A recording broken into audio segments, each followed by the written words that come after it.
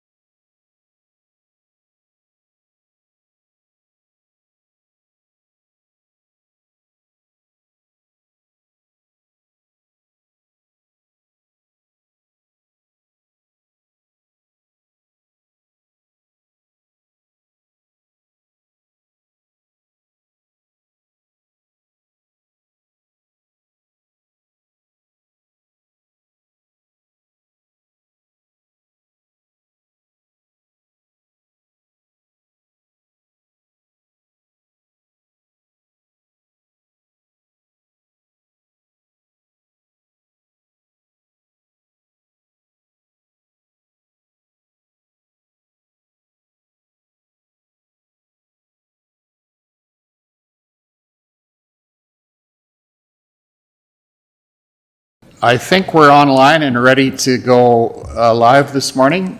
So I'll call this meeting to order right at 10 o'clock. Councillor Short is virtually with us. Welcome, Dan. So there are nobody to be excused this morning. We have the minutes of the September 5th meeting that have been circulated. Are there any errors or omissions, or does someone have a motion to approve those minutes as circulated? Greg, please. I'll make that motion. Thank you. All in favor, please indicate. That's carried. Are there any post-agenda items to put on the agenda this morning? I will note that we have delegations at 10:30, 10:45, and 11 o'clock.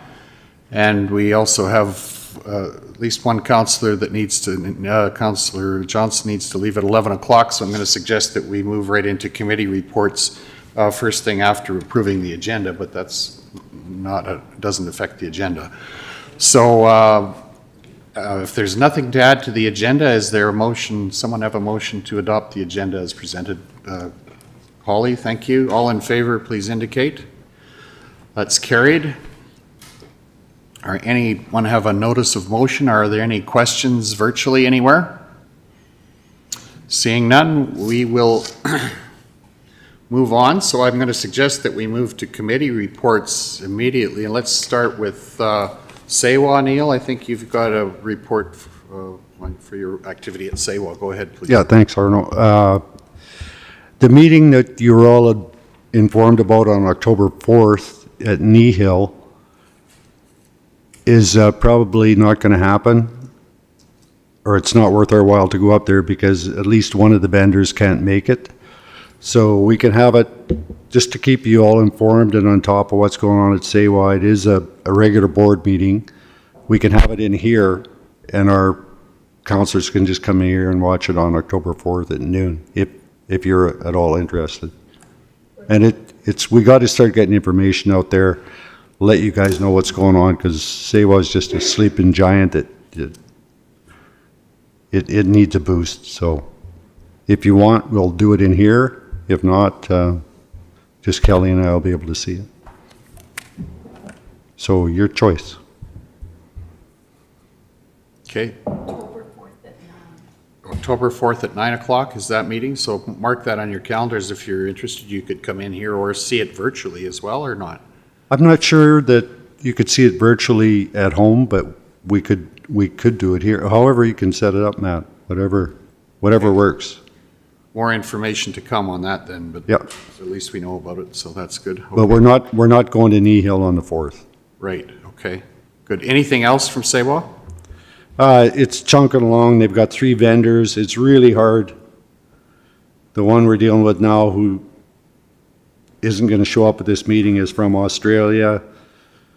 The other one, Sustain, is from Nova Scotia. They couldn't make the meeting. It's just a runaround getting everybody together in one room to put on we had hoped to put on a really nice afternoon of listening to their stories, but it's just not going to work. So we'll have to revert back to the screen.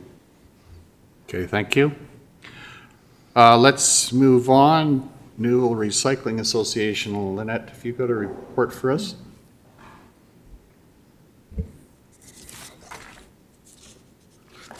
Gotta find my notes. Sorry, it's coming earlier.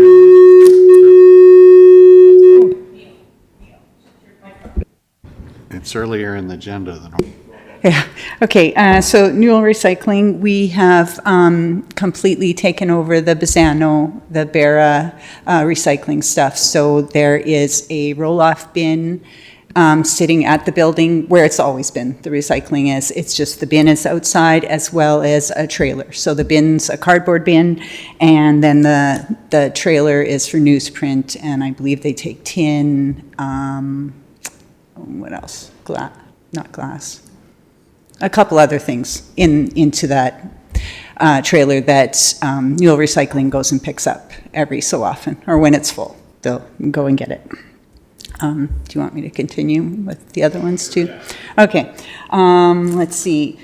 Shortgrass Library System, they're still working on getting what they're calling a pronghorn card up and running, which will allow library patrons to apply for a card, renew their card, do everything online.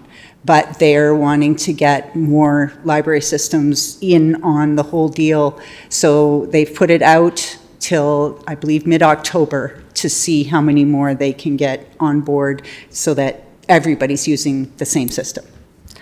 Let's see, what else? They got the new van for Shortgrass, and they are working on getting it deckled. And they want to do something a little different than just the plain old decal that was on it. So I guess we'll wait to see what actually comes of that. So they've done a bit of a contest. Okay, that's it for Shortgrass. Yep. My question is, you're looking for more people to get involved. Do you mean more County of Newell libraries or more regional libraries in the province? The regional libraries. Okay, So so they're- then yeah. the idea is to get more in the province to get on board so it's cheaper, brings down the cost probably. Well, to have it all, what they want, the concept of it is to use alberta.ca, like that we use for like vaccinations and all of those things, to be your verification. Like right now, you have to actually show your driver's license or some form of ID, whereas this would verify your identity through that website. I guess kind of a link, is the way I understand it anyway. Okay. Okay. Lost my train of thought. That's Shortgrass. Yeah, that's basically it for Shortgrass.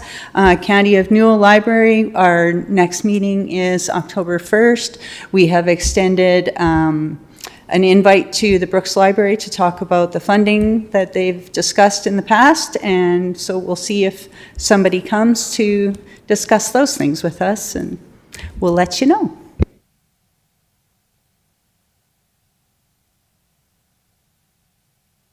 There we go. Any questions? Thanks, Lynette. Seeing none, let's move on to PEP. Holly, do you want to give us a PEP report, please? Yes, we had a quarterly meeting in Bow Island on Friday. Grants were given for housing need assessments for several communities that requested them, and that's been kind of popular. The Rural Infrastructure Strategy Project is continuing to go forward. There's a lot of conditions with government and getting things sorted out, but we're still moving in a good direction. And then at lunch, Arno was there for the Mayor and Reeves meeting. We had a presentation by Rock Modular, which is one of the 4 housing companies in Bow Island. It was actually very fascinating. They build their modules, units about 13 feet wide and 53 to 56 feet long. They build like 3-story buildings, 6-story buildings built in Vancouver, take them on barges, and they build them together. It was a very cool tour. Really impressive. So, yeah, it's all about PEP. Holly, just a question with regard to potential for the rural housing initiative. Sounds to me like through PEP, there may be an opportunity for the county to consider doing some things in various communities, one or more communities potentially. Absolutely. Where does that surface for us? Well, I think Matt's been looking into that and sending information forward to Barb, and we're in the queue. Okay, yeah, so that'll be an agenda item at some point for us, is what you're saying, Holly and Matt. Okay, thank you, good. Any other questions? Holly, would you want to do the FCSS report? Yeah, we had well? our funding presentations on Saturday. It was an all-day event from about 9 to 5:30. It was really long. So FCSS has $360,000 in grant money for 2025, and we heard requests for $563,625. So we're a tad short. So we'll be having to do some making some tough decisions. We're meeting about it today, and the funding will be announced to the requesters after the meeting. So that's where we're at. Okay, thank you. Any questions?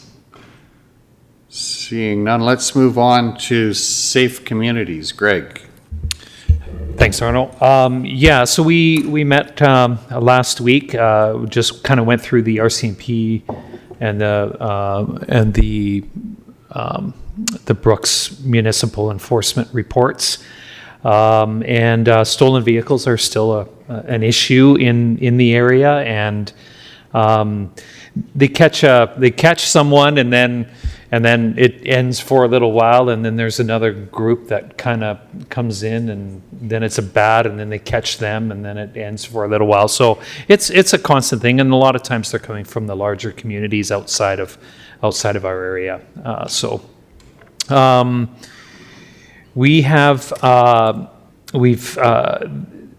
One thing that was highlighted is there's been some complaints about, with tickets, speeding tickets and things that are issued, and the officers kind of gave us an idea of how the fines are the money that's collected from the fines are distributed. 40% goes directly to the government of Alberta, and 60% remains with the city of Brooks. I imagine it's the same way here at the county, but so not all the money, it's not actually a cash grab like people do think that it is. There is money that does go to the Alberta government for that, and at 40%. And we've kind of nailed down our schedule. Our schedules have been, for the meetings, have been all over the map. So basically we're meeting for summer's off, but every 2 months starting in September. So that's kind of how the meetings will progress for safe communities. That's it. Thanks, Greg. Any questions? Let's move on to City of Brooks Parks and Recreation Board. Greg and Neil, who's reporting? Yeah, I'll start that, and Neil, you can add if you like. We talked. We had a presentation given to us by the Tennis and Pickleball Association in Brooks. They've told us that they are getting nonprofit status, so they're going to be able to start making donation money themselves. But they're very concerned about the situation of the tennis courts in Brooks, specifically the Griffin Park tennis courts. They're in pretty bad shape. So they came to us and gave us a presentation on, and almost scolded us on why we need to be fixing those tennis courts. So even though we have influence in that, we can recommend to City Council, and that's exactly what we did. So our Member at large is Laura Lukey. She actually, for the county, for this organization has moved into Brooks. So we need a member at large for the Brooks and District Parks and Rec Board. So if you know of anybody, we've got a spot open. We reviewed the corporate discounts for some of the larger employers in the area, and I think we're going to keep them the way they are this year, but we're going to look at revamping that. We reviewed the code of conduct for representatives and councillors for the rec board. So that was reviewed, and we all signed the code of conduct. And that's about it. Thank you, Greg. Neil, have anything to add, or go ahead, Neil? Yeah, you forgot the most heartfelt one. We sent a woman who was in there. They line up immigrants. They've been working for 10 or 15 years. I'm not sure which church they're with, but we recommended that they go to FCSS. It seemed to fit right into your ballpark, so you'll be hearing from them. They put on an excellent presentation. They do a lot of really good work. They actually came to us looking for just some passes for the rec center, just for a raffle. And we're going, you do such good work. It's actually with the Brooks International Gospel Church, and they do peer-to-peer, one-on-one with new people to the area of all ethnicities, and it's quite an amazing work. And so we steered them to FCSS. There you'll be getting a presentation from them for sure. Okay, thank you. Any questions for Neil or Greg? Seeing none, we can move on. There are 3 committee reports that were part of our package. Are there any questions relative to that at all? Seeing none, let's move to item number 8, our agriculture Fieldman's report. Greg, Dan, go ahead. I sent out an email today about the airport commission for a committee report. I don't know if you guys got that one or not. And I don't know if it got included in the package. I want to send it out this morning. So if you want, I can just read that out for you now. Why don't you? We'll have it done. Sure, highlight that quickly. That sounds good, Matt, or Dan. Yeah. Okay. It was a meeting on the 22nd. It was the first meeting that I've ever actually been to a forum, because that's the first I've heard of or been invited to one. So it was for a budget approval. The budget there was lots of questions, and I didn't get much for quality answers. So they were supposed to be bringing the answers back to me and more explanation on the budget numbers in the next meeting, which was scheduled for October 1st. So it'd be nice if somebody could make it there to get clarification on those budget numbers, because it was originally scheduled for a date that I could be there, and then they changed it to a date that I can't make it there. So if we can get somebody to go to the airport commission for October 1st, that would be nice, because there were some confusing points on that agenda that I felt needed to be addressed. Okay, thanks, Dan. So you're looking for someone to replace you at that meeting on the 1st. Anyone able to make that at this point? You haven't, Neil? Yeah, I'm right next door, and I was on there before Dan, so Okay. I can do that if you want. Okay. So Neil will cover for you, Dan. That sounds good. Perfect. Thank you. Okay, any other questions? If not, thanks, Dan. Mr. Todd Green is at the mic. If you would take on the Agriculture Fieldman's report for September. Welcome. Thank you. Good morning. I'm happy to do that for you. It's always interesting when you get introduced as Mr. Todd Green. I feel like I'm starting to show my gray hair more than I probably should. The Fieldman report, I don't usually sit in your guys' council meetings or listen to them, and maybe I shouldn't say that, but it always amazes me how much stuff you guys get involved in and the parts of the community that you guys touch. And this is maybe a small part of what we do when we talk about the ag department, but I'm happy to bring that to you.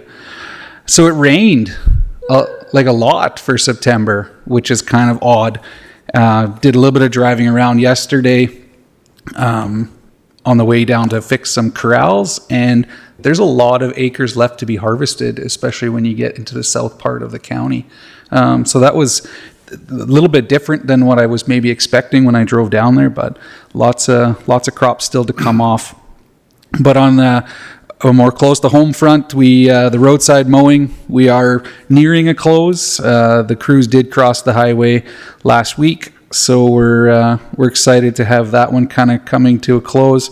Oddly enough, with the weather we had in the fall and the rain now, the ditches are probably greener than they have been in a long time. So that's not always so good, but we'll take it for what it is. We did complete all our surveys, grasshopper survey, bacterial ring rot, fusarium, and 2 clubroot surveys. Not a surprise, the grasshopper populations were quite high. We do need another cool, wet spring. This one kind of helped us out a little bit. Got the grass growing, so maybe less crop damage, but a nice, cool, wet spring will hopefully kill off some more of the eggs. We didn't find any signs of bacterial ring rot and also didn't note any signs of clubroot. So those are exciting things for us anyways. The drills had a pretty good season. Conventional drill is up in acres. No-till drills were actually down a bit in acres for the season. And the Brillian was down a bit, but that old girl, she's aging. She's getting less popular. You'll see it in our budget prac. We're going to probably try to replace it with something a little bit more modern. We've stretched that thing out about as far as she can go. She's a 1993, so she's seen some acres over her years. But anyways, that's besides the point. Scale rentals, shoot rentals, about average. Traps are actually down. Had a wonderful lady come in for a raccoon trap yesterday, and I can't remember. I think she said she was from the One Tree area. This is the second time they've had to rent a raccoon trap, and they caught 15 raccoons the last time they rented it in one trap. Well, not at the same time, but that's an impressive unit. She actually had her little man with her.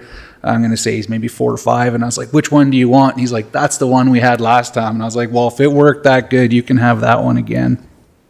Anyways, I digress. Everything else seems about normal. Barbecue rentals are actually down quite a bit, but we don't, barbecue uses. We don't track it as good for any of the kind of county functions that we do. So maybe that's for the fire halls. Maybe that's for whatever the case may be when it's kind of a county extension of our jobs. We don't track that very well. We used to, when we first had the barbecue, get about 42 to 45 per year. So we're down a little bit that way, but still happy to have it available for rent, and hope everybody enjoys using it. And rent, I mean use, because we don't really charge for it. But.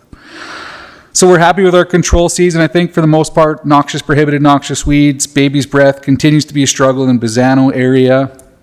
But the landowners have really done a great part in cooperating and taking care of that. Imoto Acres, if anybody's been out there, used to be a very thick area of baby's breath, and those ratepayers, those landowners have done an amazing job. We're down to kind of a few areas, a few patches, and that's kudos to them for that. Purple loosestrife populations were way down this year.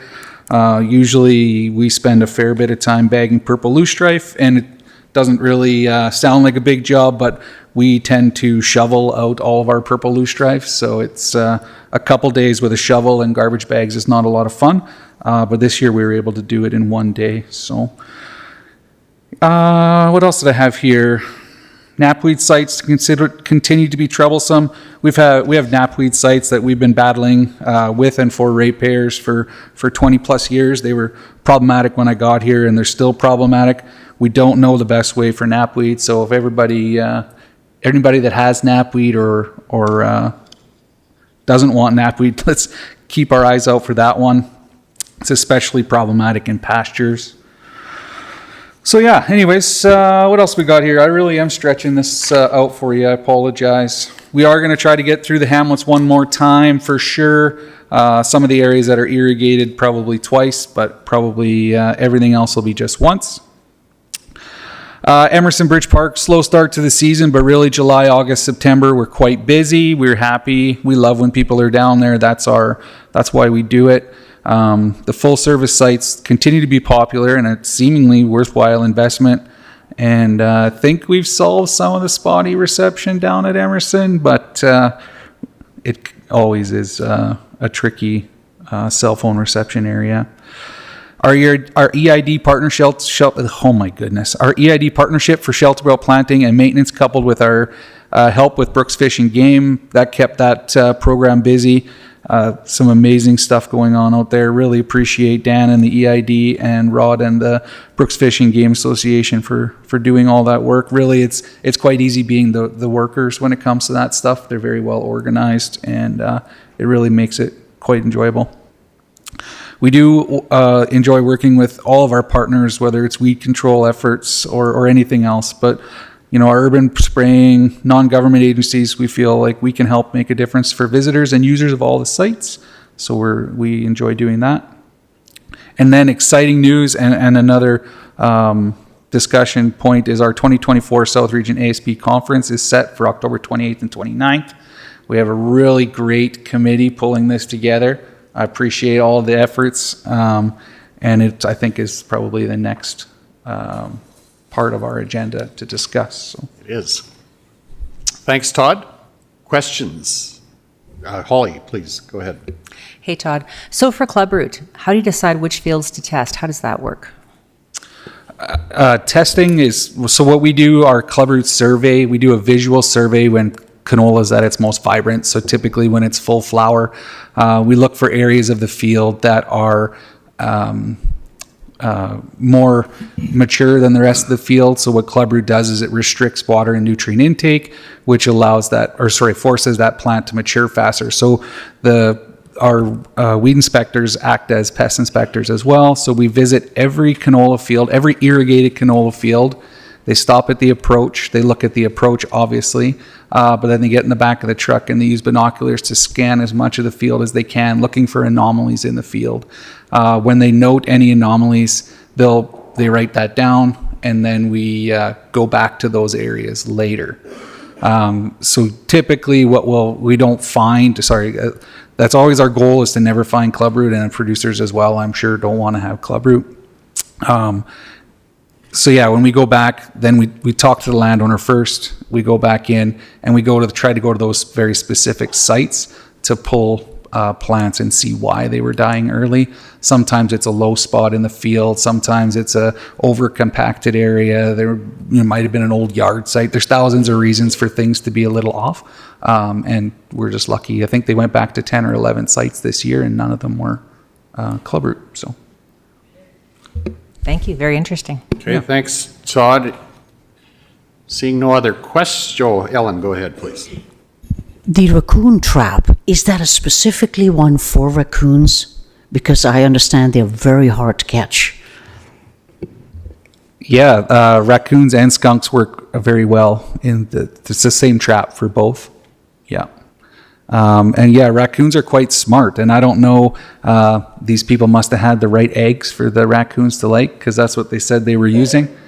Eggs, so raw eggs. You put the whole egg at the bottom of the trap, and the raccoons like that. If you don't have lots of cats, you can use cat food. Raccoons love eating cat food. But if you have cats, then you have to be careful, because you'll catch your cat. It's a non-lethal trap, so doesn't. Thank you. Do we have a motion to accept the Agriculture Fieldman's report? Kelly? All in favor, please indicate. That's carried. Thank you. Todd, can we take a few minutes for the South Region ASB conference right away? Are there decisions for us to make there?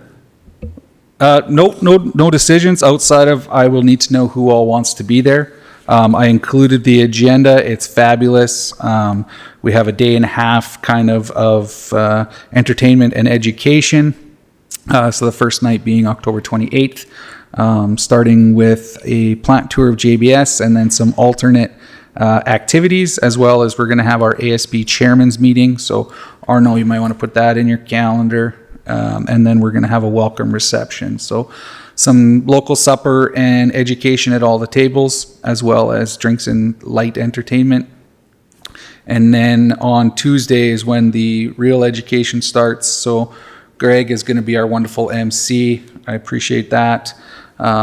Take us through the whole day, but learn a little bit about the history, a little bit about some of the new industries that are here, and some new programming from AFSC, and then we'll get into the formal resolution sessions. So it's going to be a great day and a half. I hope everybody enjoys their time.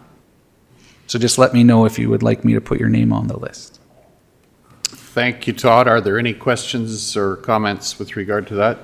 Thanks, Todd. Appreciate the work that's been done to plan that, and we look forward to it. The end of October. Thank you very much.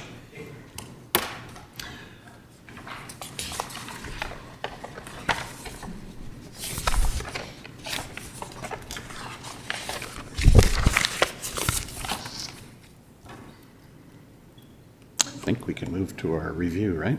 Yeah. Okay, let's move to item number 7.1, the review of enforcement file 2024-0181. And we have Mr. Bernard Gibeau here to represent his perspective on the review, but I'm going to call on our community peace officers to give us a review of the file to begin with, and then we'll ask for comments or additions from Mr. Gibeau. And maybe we should start with introductions to begin with, because that's a good idea. Neil, why don't you go ahead and we'll circulate a microphone so everyone can introduce themselves. Go ahead, Neil. I'm Neil Johnson, County Rep for Division 10. Good morning, Amanda Philpott, Division 8 Duchess. Good morning, Ellen Unra, and I represent Division 7 around the village of Rosemary. Good morning, Greg Screever, Division 5, Lake New Resort and Castles area. Morning, guys. Kelly Chrisman, the west side, northwest side of the county, Div 6. Good morning, Arno Dirksen, the GEM area, Division 9. Morning and welcome. Matt Fensky, Chief Administrative Officer. Welcome, I'm Holly Johnson, Division 4, Scandia, Rainier, and Bow City. Good morning, Adina Scandra, Division 2, the area around the hamlet of Tilly. Good morning, Lynette Kopp. I'm Division 3, Patricia Millicent area. And up on the screen, we have... You got Dan Short from Division 1, Rolling Hills. Thank you. Go ahead, gentlemen, and then we'll go back around the room. Good morning, Community Peace Officer Randy Burgess. Good morning, everyone. John Nesbitt, Community Peace Officer Supervisor. Thank you. Thank you. Catherine Siaklik, Communications Officer. Ariana Nielsen, Executive Assistant. Good morning, Sandra Stanway, Brooks Bulletin. Go ahead. Good morning, Jeff Gibeau. I'm a son of Bernard Gibeau. Bernard Gibeau, Bazzano. Okay.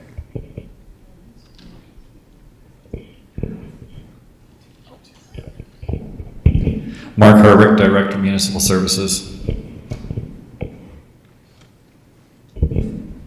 That's okay. Welcome. Let's move right into the review of file number 2024-0181. Go ahead, Constable. Good morning, Reeve and Council. So this file originates from June of 2024. I took a complaint from a community member up in Bazzano in regards to a property. He explained the property was not in the town of Bazzano. It was actually right on the border of the town of Bazzano and the county. The complaint was that the property has not been mowed in several years. As the town comes right up to the property. Every property up to that property is mowed, but this particular property has not been mowed because it falls outside the boundary of the town of Bazzano. First action I took was to run this property on our system and find out. I could then see that the boundary of this property, the town of Bazzano went completely around it, and so this property fell right within the county boundary, but right on the boundary of the town of Bazzano. So I went up to Bazzano and I conducted an inspection on this property. There was no need for an inspection notice to the owner at this point because there was no fence on it. I could see from the public areas, I could see the complaint was valid. In addition to the grass not being mowed, I also seen a derelict building on the property and a barbed wire fence that was just not maintained. Most of the wire was down on the ground. There was a few fence posts remaining, holding up a little bit of the wire. So after that, I sent a notice to the owner advising them that we received this complaint and that due to where the property falls within the county, that it's right on the town of Bazzano, that the property would essentially be considered needing to be kept to the standard of the town of Bazzano because all of the properties that surround it are town properties. In that notice, I asked them to remove the derelict building, remove the fence, the barbed wire fence that was not being maintained, and then mow the grass. Subsequent to that notice supplied the property owner with 7 days to comply with the notice. Subsequent to that, I had a conversation with Mr. Gibeau, and we agreed that we would extend the order to, I believe it was August 2nd, to give him the opportunity to remove the building, remove the fence, and mow the grass. After that August 2nd deadline, I did an inspection again. The building had been removed and the fence had been removed, but the grass still remained unmowed. And at that point, this enforcement order was issued, giving him an additional 9 days from receipt of the order then to mow the grass. And then after that, after he received that order, then he submitted the request for us to have council review that order. So that's what brings us here today. Those are my submissions, short of any questions from council. Oh, sorry, and the order itself has actually been complied with. So the building has been removed, the fence has been removed, and the grass has been mowed. So the order itself is actually complied with in my file. Other than this review, my file is concluded on this matter. So.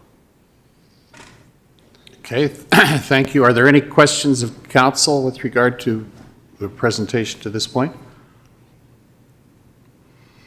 Seeing none, I'm going to ask if Mr. Bernard Gibeau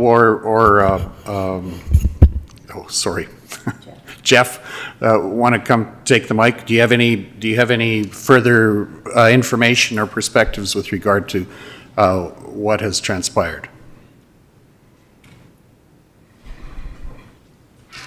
Thank you very much. Go ahead. Appreciate the opportunity. Jeff, just press that. Gotcha. As soon as that red light goes on, you're live. There you go. My apologies. No worries. All right. We've done introductions already. I want to extend my appreciation for being able to accommodate our schedules this morning and thank County Council and staff for granting a few minutes to discuss this order. We also I want to make a note that we did receive a response letter from Officer Burgess yesterday. I had a chance to review it this morning. And so I don't know if everybody has received that, but we did get a chance to look at that. And of course, I assume that everybody has had a chance to receive and review our original submission. So I'm not going to go through it in detail. I just want to hit a couple high points. And particularly, and firstly, that the property owner, my father, puts high responsibility on property maintenance, and he definitely, believes that, he owns other properties in the community, and it's important to maintain properties to a reasonable standard. And as such, and based off the original letter of July 15th, as Officer Burgess went through, the property maintenance was done in a couple of phases. It took a little bit of time because, that property hasn't been mowed or maintained, well, probably ever. So it did take some time to remove the building and the fence and go through the property and make sure that pick some rocks and what have you to make sure it was in a state that it could be mowed. So, as the order mentions, the more significant part is that we were concerned about some of the orders and some of the errors in the order and some of the lack of clarity. From Dad's perspective, he wanted to really make sure that he was able to comply with the instructions, and he definitely was stressed and worried that he wasn't able to really clearly understand to what standard the property needed to be comply or maintained. And so, and truthfully, at one point, and he just said, I'm done worrying about it. I just want to spray it all out.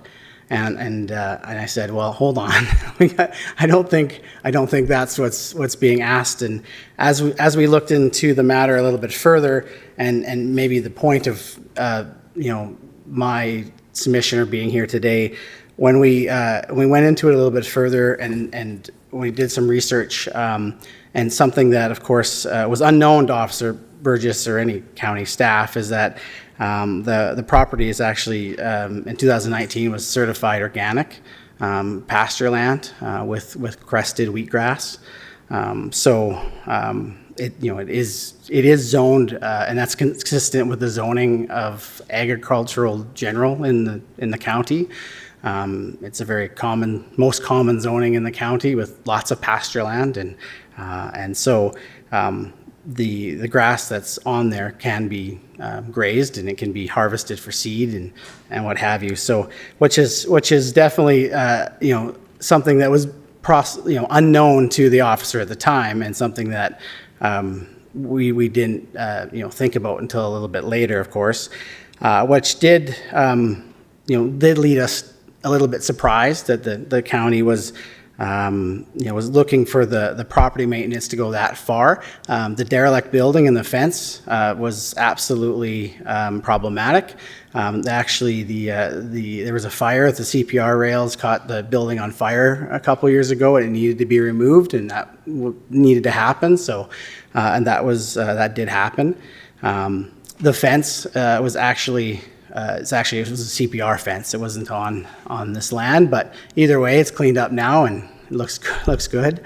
So, as far as the mowing goes, we're a bit surprised at the extent of the compliance instructions. Understanding, of course, the viewpoint that it is contiguous with the property within the town of Bazzano, but not within that jurisdiction, and that it was a pasture land type of use that is consistent with every other pasture land that that populates the county. So with that, by all means, Bernard and myself are here to answer any questions that you may have. Are there any questions? How long have you owned the property? 2004. Okay, yeah. Go ahead, Holly. Good morning again. Just some questions. I guess I'm curious how many acres it is.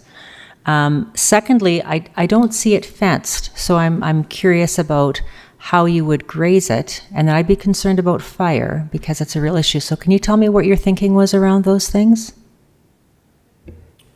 Me too. Yeah, go ahead. So, correct about the grazing. That wasn't the idea behind it. Crested wheatgrass for harvesting to sell for organic. That's what it was. That's the idea behind it. And of course, as it grows, crested wheatgrass will reseed itself, and it was populating itself more and more as the years had progressed, to the point where we would harvest it and collect it and sell the seed as organic seed. Go ahead, follow up. So have you ever harvested it? No, we're still getting it. We can't do much with it to make it grow faster, so we just have to let nature take its course to get it. Right. Okay, thanks. Kelly? That was the point I was going to ask as well. It has never been harvested, but historically it's been used as a horse pasture. Honestly, it was a surprise to me that this triangle piece of property, pretty much triangle, is in the county of Newell. I thought the border was in another space, but yeah, so big surprise there. And it's always been grazed off by bovine or creatures over the years. So it's just unfortunate that this went this far. It's all cleaned up now. I do think that there's some work, and we'll talk about that here as a council. I think there's some work that the county can do, maybe on the boulevard, to bring it up to town standards. As I was paying attention closer, now that I know it's county property, we'll look into that. But certainly thank you for complying and getting it to the state where it's at now. My thoughts. Thanks. Any response? I have a question. What do you think should have been? What are the basic problems with what's transpired, other than, well, just generally? Because I think the county is looking to always improve, and I have heard from council or from staff that in fact there are some things we can do a little better. So I appreciate that from where I sit, that our staff says we can probably do better than we did. But I'm interested to hear from you what should have transpired in this case, because I understand too that there hasn't been concern grazed. Have you grazed it since you've owned it? So it's just been establishing. Did you seed the crested wheat? No, I didn't. It has been self-seeded. It's what was there. So this is the first time there's been a complaint or any action from our perspective, I believe. Is that correct? As far as I'm aware of, no, nobody's ever mentioned to me. Yeah. Okay, I think we're interested to hear what, from your perspective, could have been done differently. Yeah, I mean, really quickly, the original enforcement letter dated July 15th was very clear and very straightforward. It was focused on, the public safety of the derelict buildings. It did mention mowing as well, but it was clear and concise. And then the order that followed afterwards was definitely, I mean, it's a more legal document, of course, but it was very difficult to understand. It was a template order. It talked a lot about public safety, which was confusing because we're talking about mowing grass. And I mean, there is obviously a fire risk as well that we understand that. But I don't think that is, wasn't brought up. It wasn't mentioned in the order. The specific infractions were not clear. The specific what needed to be done to remedy the property wasn't unclear, and that's what led to the worry and the stress as far as trying and wanting to bring it into compliance, but not sharing how far to go because it hadn't been enforced before, because it was in the county, because of these other situations. So it was the clarity that was most concerning.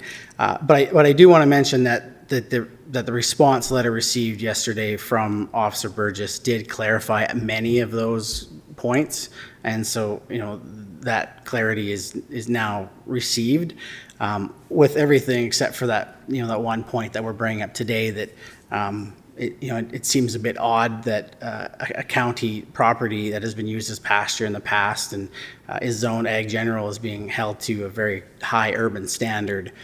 It's not a typical situation that you would see, and so that part's a bit concerning. So maybe those 3 points. Okay, thank you. And go ahead, Bernard. And I guess the part that disturbed me the most was when we had a discussion with Bridges about mowing it and mowing farmland. I had a real hard time with that end of it, on that stuff. But I finally, like I said, just got frustrated and mowed it and be done. But I do hope that we can go forward here and get the mowing part stopped in future years, so at least I may be able to generate a revenue off of it.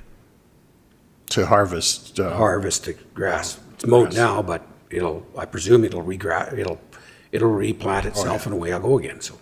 Yeah, perennial, it'll come back, so, but I guess that's the question, if in the future you have plans to harvest it on you'll never irrigate it, I don't suppose, so a year like this, I mean, it's probably fortunate when there's something that grows and needs to be managed somehow, so that'll have to be, I don't know what we do with that. I do have a question for clarification, because I found it interesting. Where is the borderline between the town and the county in this case? Matt, or who would have? Right on the edge of my property, and I have a map that is made by Cam Christensen on my property. I needed boundaries, and I had him he did it in 2005 to show me about where it was, but my property was well inside the CPR fence, and it showed as much. He put part of it on here, not every bit of it. It's a pie shape or a wedge is what it is. And but the county property is or pardon me, the division between this town and the county is where, right on the north edge of your property? West edge. North and northwest, yeah. It's a wedge property, so on the north. What it is an old quarter line, and then you can see where the boundary, the districts were. But the boulevard, or the bar pit, as I'd call it, is in the town, correct? I think, and I have, Matt, go ahead if you have that. Yeah, that's my understanding. And to Councillor Chrisman's previous comment about coming in and cleaning up the borrow pit, my understanding is the town is actually, well, the ditch, whatever you want to call it. Old school, right? We borrowed the dirt. That the town's actually got that on their plan to get in and clean that portion up as well. Yeah. Okay, thanks. Are there any other actions you'd like us to take at this point? Just the mowing in the future is all I'm concerned. Thank you. Holly, you have a question? Yeah, I'm just wondering the number of acres still, because I'm just trying to get the size to think of the scope of the problem. I haven't seen the acres anywhere. 1.7 acres. How much? 1.7. Okay. Give or take. Okay, thank you. Not going to be a big acreage in the future, but understand what you're saying. But I think, I mean, I have to say that I expect it's going to take good communication with the town with regard to how this works itself out in the future, particularly on a year like this when the grass grows. And appreciate your recognition of the things that did need some attention there, and certainly our wish is always to improve our service and how we perform as well. And I appreciate also from staff and also hearing from you that the letter that you got yesterday did address some of those things. So thanks for coming in today. We appreciate your raising this issue and in our effort to always do better. That's well received. Matt, go ahead. And if I might, just from the administration point of view, just want to make the commitment that we'll follow up with you guys on the future use there to make sure we've got our heads wrapped around that properly. Okay. And so everybody's knowing, I do have other property in the county that is organic also, besides this one. Right. Okay, that's good information. Thanks. Thanks for coming in today. Appreciate it. Thank you. Okay.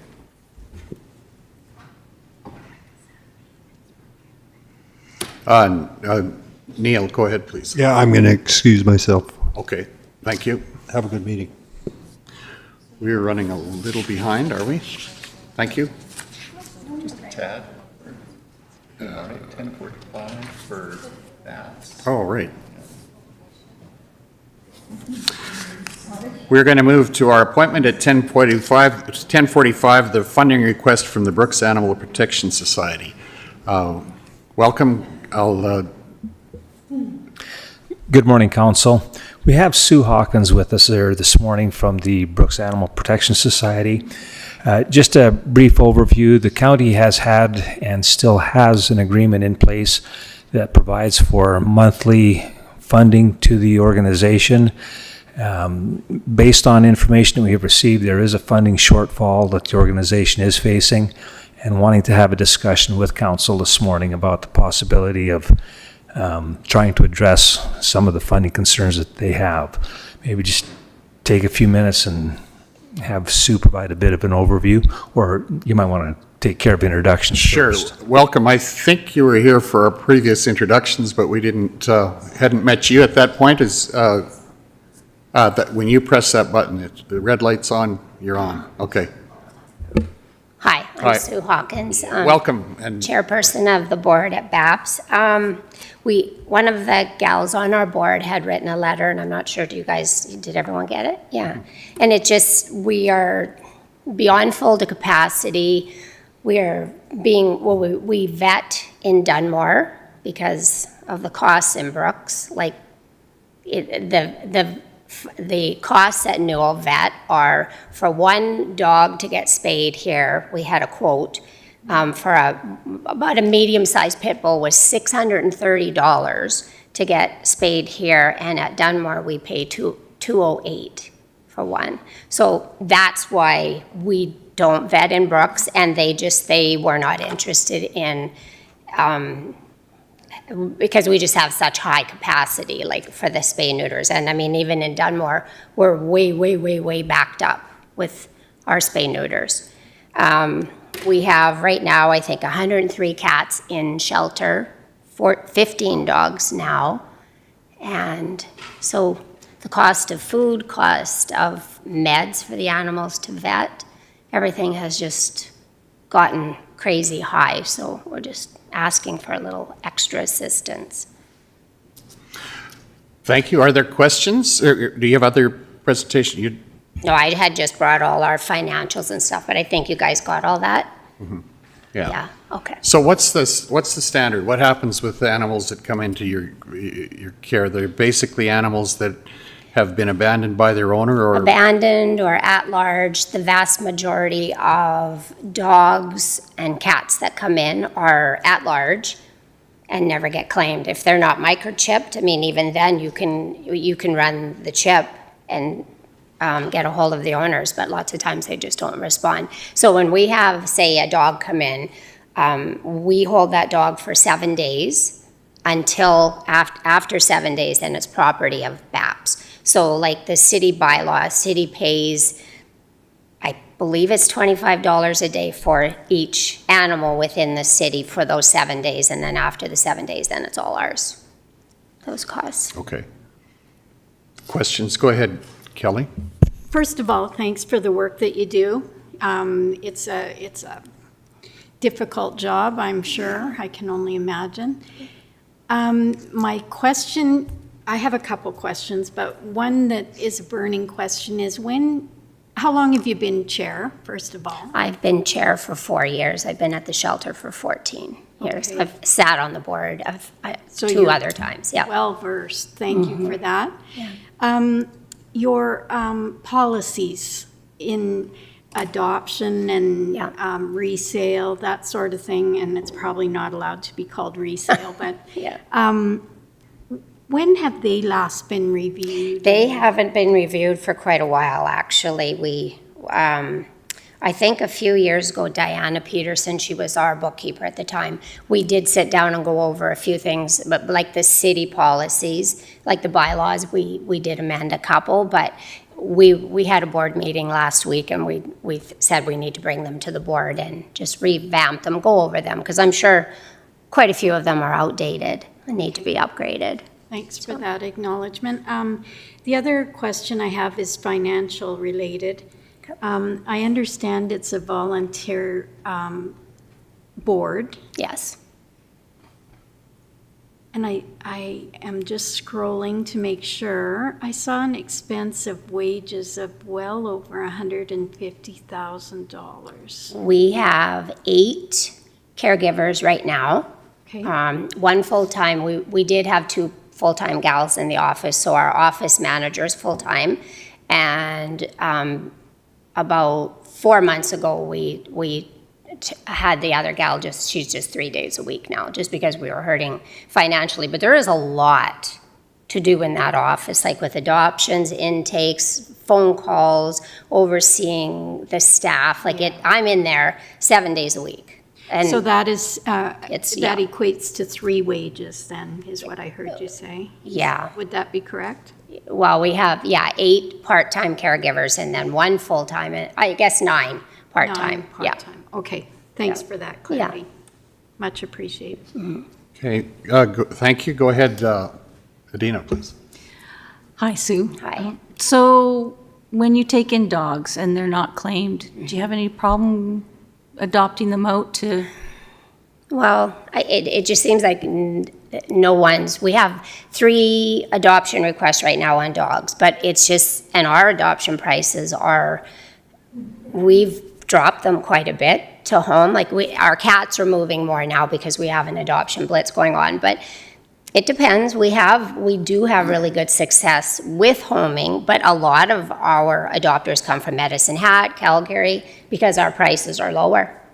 And I feel like I'm on the dog side of the world there, and I know every dog in there, personality, everything. That's our job to know that. Are they good with kids? Are they good with cats? Are they good with other dogs? So we get a lot of positive feedback on that we know our animals.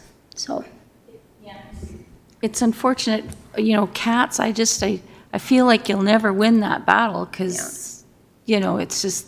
Cats are so disposable for people, I find. Someone loses a cat, just come get another one. Well, and sadly, we had one brought in yesterday, a male Siamese cat from Uplands, and fully intact. The owner knowingly lets that cat out all the time. Well, there lies the problem. It's people that don't get their animals altered. Well, and the other thing, I was ignorant to it until I worked at the clinic that a cat is in heat most of the year. They get 2 months off a year. Yeah. So if something is not. So that we have Dr. Tom, he comes in and vets our animals in-house, does health checks and whatnot once a week. And that is something that he's really pushing for. As soon as we get female cats brought in, he wants them examined right away. And if there's any possibility that they are pregnant, which that's what happened with all the kittens we had come in, most of those females were pregnant, but you can't get them to Dunmore to get a spay done. So it's, we try, but that's where we are really going to focus going forward with the females that come in. Just get on top of it, and, it's a never-ending cycle. Okay. Oh, go ahead, Holly. Good morning. A concern that's been raised to me by ratepayers is that they are no longer allowed to get cats because they've gotten cats from the shelter, and the cats have, they're farm cats, right? They bring them to do a job. On farms, cats have a job. I have a lot of cats. They're all well loved. They're all cared for. They're all named. But their job is to catch gophers and mice, and they do it very well. And sometimes they don't survive. We have highways, we have coyotes, we have raccoons, we have owls. And because they have lost cats, they totally go back to the shelter, and the shelter says they're cut off, they can't have any more because they're not taking good enough care of them. Oh. So, just recently? About a year ago. Oh, okay. So has that changed? Well, I would hope that would never be the case. We don't always have barn cats in-house. To us, a barn cat is a cat that's reactive, that would be not, they're not always good with kids, whatnot, but we would rarely put kittens in a farm setting. We just don't, because kittens get adopted quicker. But if we do, absolutely, if we have barn cats, yeah.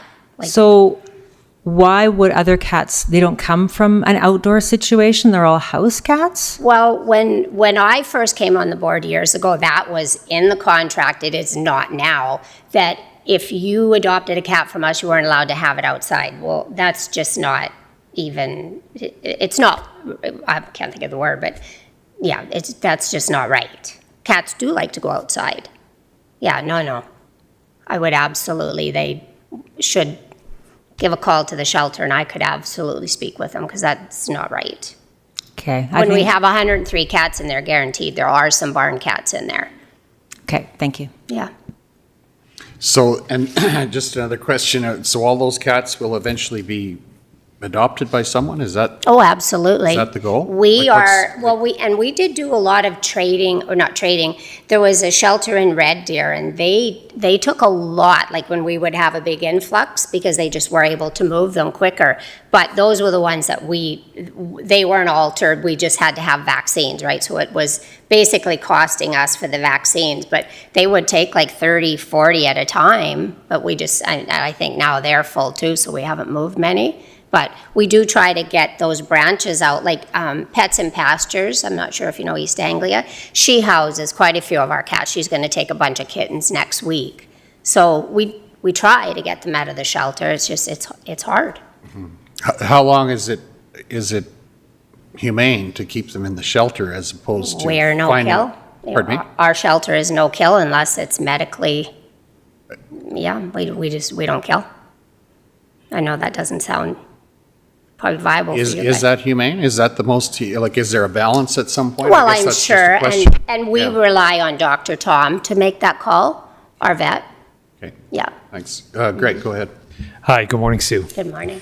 A question about how many people do you get a fair number of people from the county requesting dogs and cats or adopting dogs and cats? And what is your, is there an issue with them, with especially dogs, going to a farm setting versus in town with a fence or whatever? Well, I think you have to know the dog they're talking about. Like, not all dogs would stay, if you don't have a fenced area. I mean, they would have to be tied out or, taught the perimeter. But no, and we do have quite a few. We, last summer, I think there was 6 or 7 dogs that went to Bazzano. Like, we just had a real influx of Bazzano residents and rural people coming in to get dogs. So, and 2 of the 3 applications we have right now are from county. Okay, go ahead, Greg. Thanks. Yeah, and well, that's awesome. That's good. Is there what's done with respect to BAPS? And I don't know if it's something that the county of Newell can help with communication to our ratepayers that, yeah, we have barn cats, we have dogs that would be suitable for a farm. Is there what communication is done with the general public, especially people in the county? Yeah, well, I think we mostly rely on our Facebook page, which, we can certainly get that out there if you're looking for barn cats. If you're looking for farm dogs, because we do have about 4 in there right now that would be perfect for rural. Mm-hmm. Okay, thank you. Are there any other questions? Do you have any other questions? Do you have any other comments to make? Thanks for coming in today. Thank you so much And for thank you meeting. for the good work that you do, and, Thank you. and we appreciate that Thank very you much. so much for taking the time and having us. Yeah, and we'll consider your request, and thank you very much.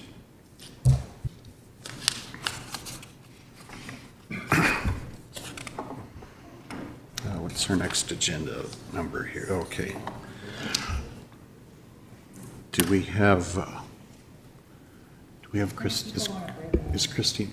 Let's take a 5-minute break and then we'll move to our 11 o'clock scheduled appointment, which we're a little late for, but with Christine Campbell from ALUS.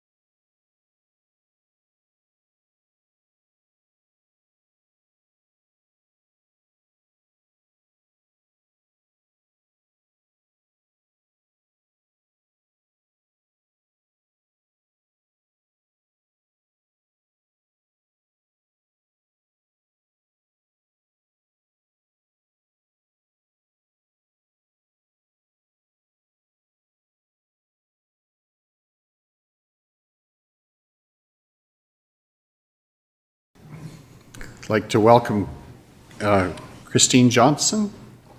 Campbell, I'm sorry, I can't find my place in the mic. That's all right. I knew that too. Welcome. You represent ALUS from Calgary, and we'll ask you to introduce yourself in a minute, but in the meantime, we'll go around the table and introduce all of ourselves and the people in the room, and then give you the floor. Go ahead, Amanda. Good morning. Amanda Philpott, Division 8, Duchess. Good morning, Ellen Unruh, and I represent the Division 7 around the village of Rosemary. Good morning, Greg Screever, Division 5 counselor, around, you mess me up every time, thanks Ellen, around Castles and Lake Newell Resort. Good morning. I'm Kelly Chrisman, and I'm from Div 6 around the west side of the county. I'm Arno Dirksen, Division 9 around the gym area. Welcome, Matt Fensky, Chief Administrative Officer. Good morning, Christine. Holly Johnson, Division 4, which is Scandia, Rainier, and Bow City. Hello, Adina Scandrup. I represent Division 2, which is the area around and including the hamlet of Tilly. Hi, Lynette Kopp. I'm Division 3, which is the Patricia Millicent area. And we have with us Mr. Dan Short. The picture up there has improved quite a bit, but we often, anyway, we like the landscape that we see. That's what I'll say. Go ahead, Catherine. Catherine Siaklik, Communications Officer. Ariana Nielsen, Executive Assistant. And you know Todd Green in the back. Welcome, Christine. Thanks for coming this morning. Introduce yourself and ALUS to us, and we look forward to your presentation. Go ahead. Sure, yeah. Thank you for having me this morning. It's a pleasure to be here. I came up from Calgary this morning, so not too far. I'm the Senior Western Hub Manager for ALUS Canada, which basically just means I'm kind of the hub of the wheel that connects all of our communities and provides support to the municipalities who are running the program on the ground here in Alberta. So I'm really excited to tell you a little bit about ALUS. It's just a program that I am very obviously passionate about, and I think it brings a lot of value to municipalities and to the farmers and ranchers, across Canada, but especially here in Alberta. So I will tell you why I think that. So I like to think about ALUS as kind of that intersection where agriculture and nature meet. So we're not a bunch of crunchy green environmentalist people. It's very practical environmentalism, understanding that we need great agriculture feeding the world, and with that we need sustainable landscapes. And so it's about using every little bit of the land as efficiently and effectively as possible. So our mission is really about engaging farmers and ranchers specifically in this work to create nature-based solutions on the landscape that ultimately build resilience and enhance biodiversity and nature on everybody's behalf. And ALUS really is about production at the end of the day. So, people often label us as a conservation program, and I always like to correct them. No, we're actually in the business of production. So what we ask producers to do is to produce more of these good things. So whether that's water quality, biodiversity, carbon sequestration, nutrient cycling and soil health, wildlife habitat or pollinator habitat, or whatever it is that they're able to produce, we want more of that. And very simply, that just leads to good before and afters, where we are about changes on the landscape. So we do a whole lot of different project types. I actually sat down recently to try to compile a comprehensive list of ALUS projects. I stopped after 26 pages and just said, well, that's good enough. It's not exhaustive. And this is because ALUS takes a real whole ecosystem approach. I like to say it's kind of the Disneyland model. If you can dream it, you can do it. If it's going to produce more ecosystem services, and I realize I should back up and define ecosystem services are all those good things that nature provides for humans, then it's potentially an ALUS project. So we put the whole ecosystem into scope. So we're not just looking at that tree. We're not just looking at that duck. We're not just looking at that water. We're considering the whole landscape and interested in all of it. So we do lots of things like riparian fencing and offsite watering systems in pasture situations, just getting cattle out of wetlands or reducing the pressure on wetlands. It's very common in Alberta.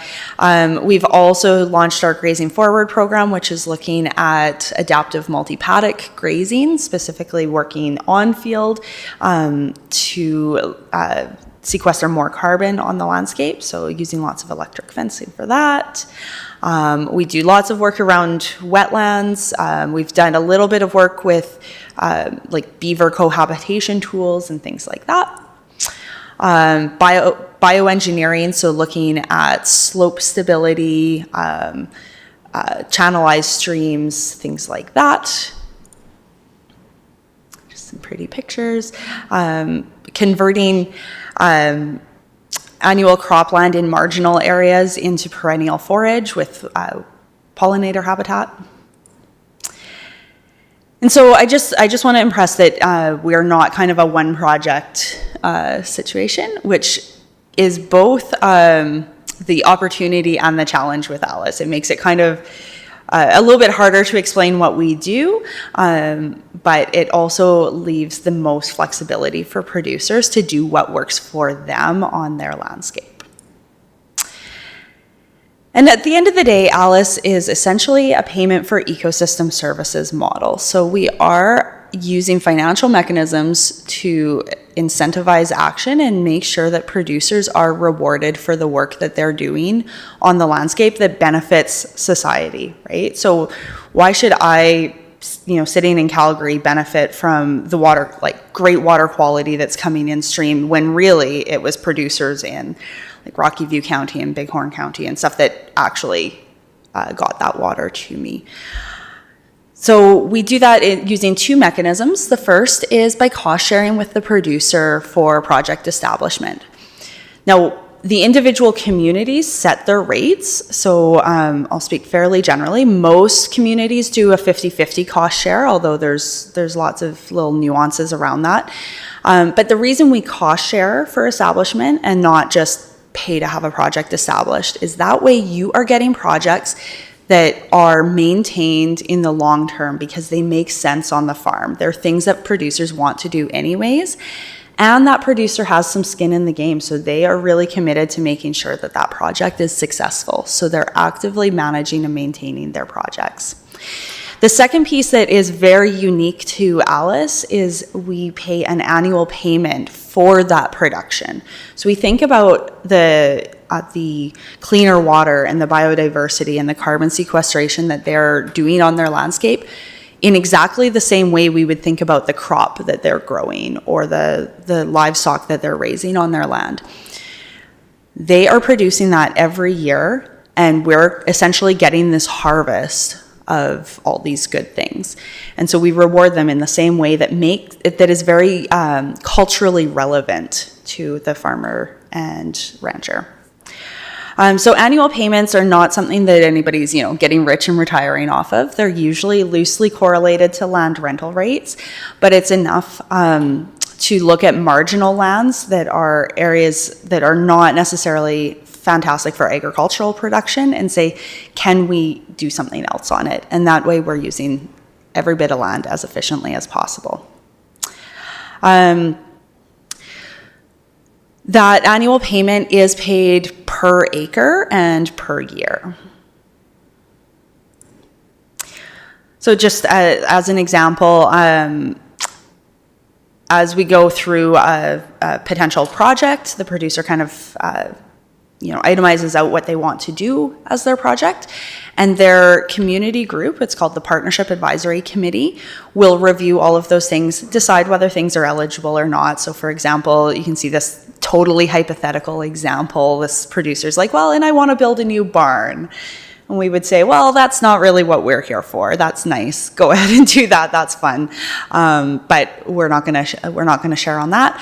But of the things that are eligible, we would share 50%. So we're both going to put in a little bit of skin in the game. And there, like I said, there are some nuances. So some of our partnership advisory committees or PACs use different cost shares to incentivize projects that are particularly locally important, for example. Some set cost maximums so they don't have to, fight about it in nickel and dime. Well, that guy's fence is more expensive than that guy's fence because they want to use a preferred. We don't care. You can do some of those kinds of things to make things easy. And then same thing, just going through a hypothetical example for the annual payments.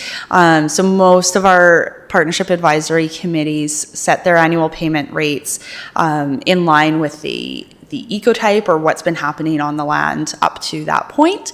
So that's why you'll see sometimes different payment rates for different types of projects. And then we sign a 5-year agreement with the producer to do their project.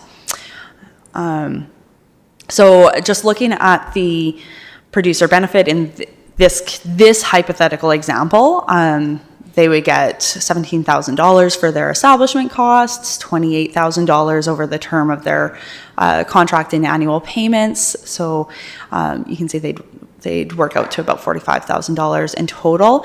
And then as I said, our contract terms are 5 years in length, but we renew those contracts later on. So you can see that cumulatively, that can work out nicely for the producer. And of course, I've just done very simple math here, so we're not even considering if there's been any, inflation and adjustments to payment rates or anything in that term. So that makes great practical sense to the producer. But what's actually, I think, more important are all the things that are kind of priceless. So it's that technical support, having the ALUS coordinator and the partnership advisory committee giving them that feedback on their project.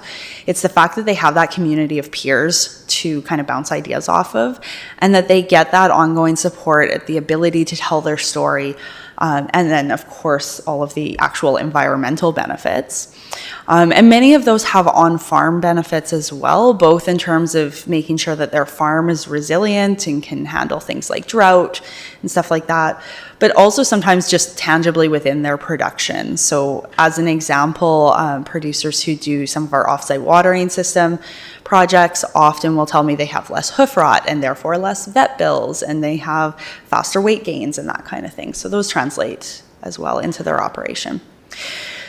So ALUS is a market-driven program. I kind of like to think of us as the farmer's market of ecosystem services. We're kind of that matchmaker. So a producer could be doing all of these great things. It's unlikely if they walk up to Cargill's front gate and knock on the door and say, hey, can you pay me for this? That Cargill's going to say, yeah, sure.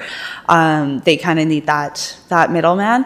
And by the same token, I don't know a producer who has time to do that kind of stuff either. So really we play that matchmaker and allow organizations, corporations, governments, people who are interested in those environmental outcomes. We match them with the people who have the ability to produce environmental outcomes. So we have a wide range of investors who are interested in this, and it's still very much a growing platform. We have grown this marketplace for ecosystem services from scratch. I've been with ALUS for 9 years, and really when we started, we were really proving the concept. I think we've proven it. We're here, and we're starting to get some big names like Cargill and A&W and TC Energy, all sorts of organizations. But what's really special about the program and the reason it works so well is because it's not built by us. It's not built by ALUS, ALUS Canada. It is built by the communities on the ground who are delivering the program. So that is our first principle. We are community developed. So in Alberta, we have worked exclusively with the municipalities to deliver the program. And that's because municipalities have been actually the perfect partner. There's so many shared values, and the municipalities gain a lot of benefit out of the program as well. And for us, it makes sense because the municipalities also have a very good structure that makes sense for this program.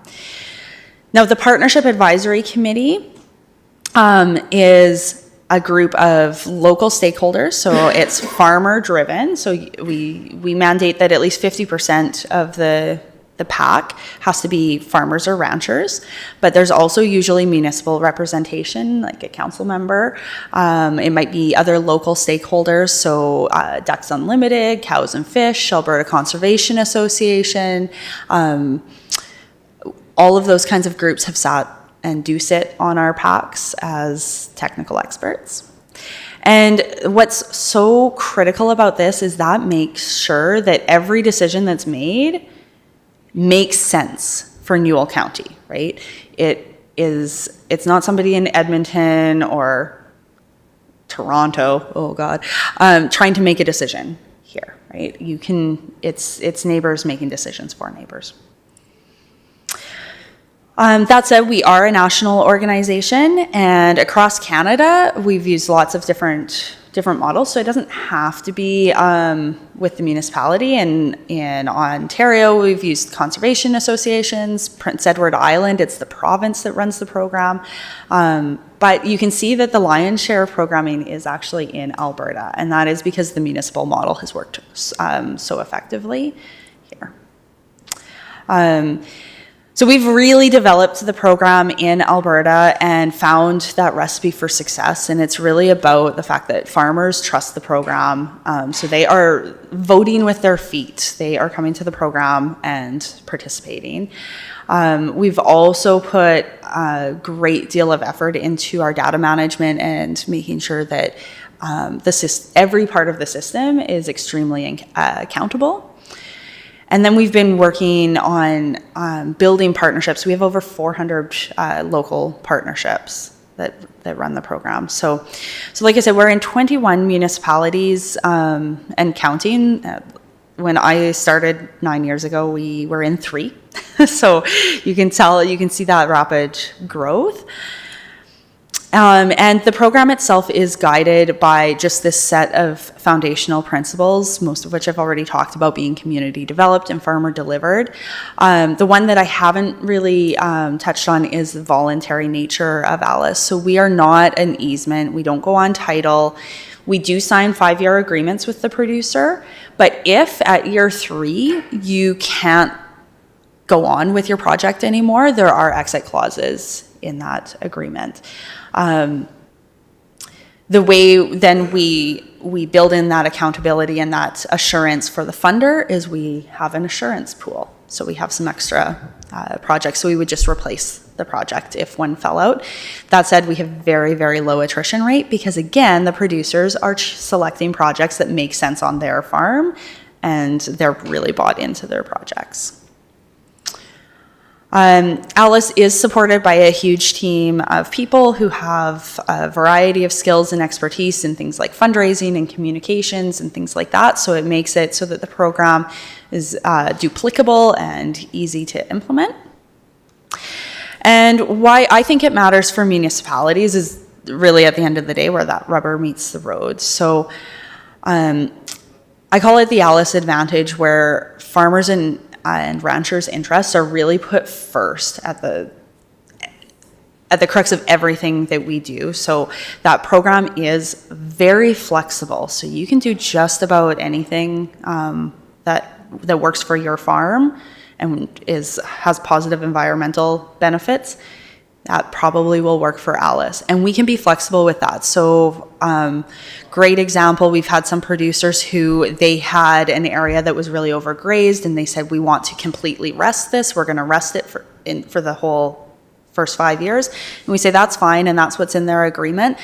But then we have drought come, and they come back to the PAC and they say, you know what, I actually need to use that pasture. I know I wanted to rest it, but I can't. We say, that's fine. Yeah, go in there and graze that year. Maybe we pause the agreement, or maybe we just say that's fine. Depends on the individual circumstances, but very, very flexible. And voluntary. Nobody's telling them what to do. Nobody is putting restrictive covenants on their lands that hamstring not only the farmer, but also their grandchildren, right? I don't know what I'm doing next week, let alone what my grandchildren are doing. We're honoring that whole suite of benefits. So that annual payment has been designed to encompass all of the ecosystem services. So, any kind of similar programming that I can think of really is usually tackling like one ecosystem service, like carbon, for example. And because we're a nonprofit organization, everything goes straight back into the farms. So we're not it's not somebody trying to make a quick buck off a carbon scheme or something like that. And I mean, I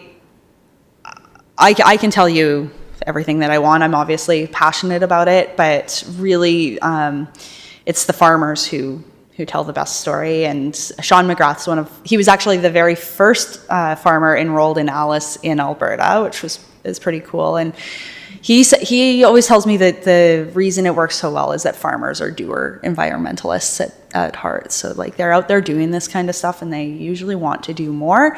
And ALUS just takes away some of that environment or that economic piece. So from a municipal perspective, what's in it for you? It helps increase service level, especially to your rural ratepayers, may reduce repair costs or infrastructure costs, for instance, culvert repairs and things like that. And of course, you're building community connection and knowledge extension. You get the ecosystem services out of it, and you're also driving outside investment into the county. So I don't think I need to harp on any of that, but I recognize we're probably short on time here, but and likewise, it's same thing. I think we have a large network of municipal partners that we'd encourage you to chat with your peers who have worked with ALUS and see if it works for you. The Reeve at Brazeau County, Bart Gyan, is great, and he likes to talk about how ALUS is really contributing to the bigger picture within their county. So. We provide we provide basically all of the tools and resources you need to run the program, kind of a duplication guide, all the forms, all of that kind of stuff, the network, that kind of thing. What you provide is the legal entity that runs the program, manages the contracts and that kind of thing. And then we share responsibilities for fundraising and funding and things like that. So. And I will just throw out there that we have had several recent examples of good partnerships between municipalities. So that's another way of thinking about it and really reducing costs. So that is it. I will just very quickly mention we're also providing help to producers for the Resilient Agricultural Landscape Program. That's the provincial federal territorial initiative.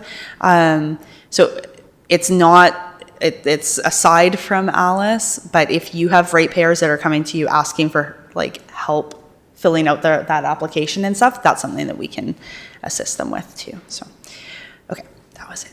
I apologize for taking so long. Hey, thank you for that. I'm sure we'll have a few questions. I have a couple. So basically, your activity within a municipality is contingent on an agreement with the municipality to begin a PAC or establish a PAC, or initiated either by agriculture producers or the municipality? Exactly, yeah. So we would sign a memorandum of understanding between ALUS Canada and the county. What it takes is a champion, somebody who is willing to drive the cart forward. Quite often that's somebody within the municipality, or it could be a farmer in the area. That person helps to just kind of manage that relationship building. We establish a PAC and you would hire a coordinator or it might be somebody that, has capacity within the county, which I realize is always a laughable proposition. Is that a municipality responsibility to Yes. hiring someone to represent? Okay. Do you partner with, you said you have various other conservation groups like Ducks or the Alberta Conservation Association on your PACs. Do you also partner in programs to fund together with those other organizations? Yeah, we sure do. So there's sometimes some nuances of program adoption because we have to make sure that for accountability purposes, that acres aren't double counted and that money is spent responsibly and all of those kinds of things. But a great example is Ducks Unlimited. They might go in and restore a wetland, put in a ditch plug and restore a wetland. And that's great. They have the water on the landscape, but they were planning on kind of stopping there. What some of our communities have done is partnered with them. So then using ALUS, they do some riparian restoration. So Ducks pays for the water part, ALUS pays for the riparian part around it, and the farmer kind of gets the maximum benefit. Oh, that's good. Thank you for that. Any other questions? Anyone else have questions? Ellen and then Amanda and Kelly. You were mentioning grants from the governments. Is it just provincial or do you get federal funding as well? So we have had some federal funding. We have, recently we've been very successful with the provincial government, especially through the WRRP, their Watershed Restoration and Resiliency Program. Actually, the last round of funding, we took home the lion's share. Out of a $3.5 million pot, we got $1.9 million. So I was I was pretty proud to see that. The federal government, I will say, has been a little bit slower in funding. We have not had much success through like AAFC, but we do have quite a large grant right now with SDTC. That's the Sustainable Development Technology Canada. Thank you. Amanda, go ahead. Christine, can you tell me more about your pollinator habitat? Yeah. Personally, I kind of advocate for pollinator habitat being incorporated in lots of different project types. So it can be a project in and of its own, where you're creating, say, like a pollinator strip between fields where you're planting flowering species. But a lot of times they can be incorporated into other purpose-driven projects, let's put it that way. So great example is an eco buffer. So those would be treed and shrubbed belts, kind of think of it like a shelter belt, but with a little bit more diversity of species. And just when you're planning out which species that you're going to use, you're thinking about pollinators. So you're essentially trying to get flowering species, or species that flower as early in the spring as possible and as late into the fall as possible, and then like cover that whole season as much as possible. Thank you. Greg? Oh, pardon me, Kelly, I'm sorry. Morning.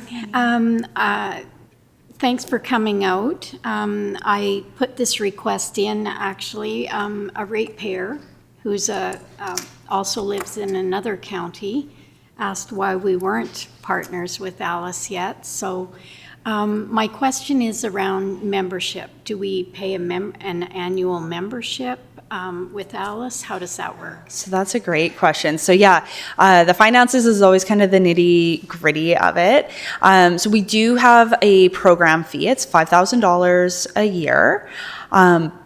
But with that, we also bring funding into the communities. So I always say the best case scenario for stability for municipal partners and for us for fundraising is if the municipality can cover their coordinator. And I say that just because grant funding is not always aligned with municipal budgeting cycles, right? So you're probably planning a 3-year budget cycle, and a lot of grant funding is 1 year at a time. So we do our allocations 1 year at a time, and that's just harder for municipalities to manage. And that's why I say that distribution ends up working out better. Usually that $5,000 program fee ends up getting paid through those grants that come in and out. So it's just kind of an in and out situation, if that makes sense. Thank you. Holly, go ahead. Good morning. So I was perusing your website because I was curious about some of the partners you have. And I see that when they're partner, they can get their EGNS credits. So tell me how that works and what kind of money we're talking about for those credits. EGNS credits, there's actually two mechanisms, right? Like there's I call it the warm fuzzy voluntary thing where a company can say, well, we invested in 5,000 acres and we're going to do some back of the napkin calculations and say that probably sequestered X number of tons of CO2 equivalent, as an example. And that's nice, but it has a lot less meaning. Then there's kind of the more regulated markets, and there's regulated as in it's actually like government controlled regulation. But there's also kind of that like voluntary compliance market. And that's where they need actual numbers to say, like, for sure, assured, we have sequestered 1 ton of carbon. We are in the process of developing our own actual carbon credit through ALUS, or we're on track to deliver our first verified credit to Bruce Power this fall. So it's a quickly evolving thing. We do on the like sort of monitoring verification side of things, we do quite a extensive like stacked thing with monitoring, but one of those pieces is quantification. So we are working with Earth Optics and with Elbow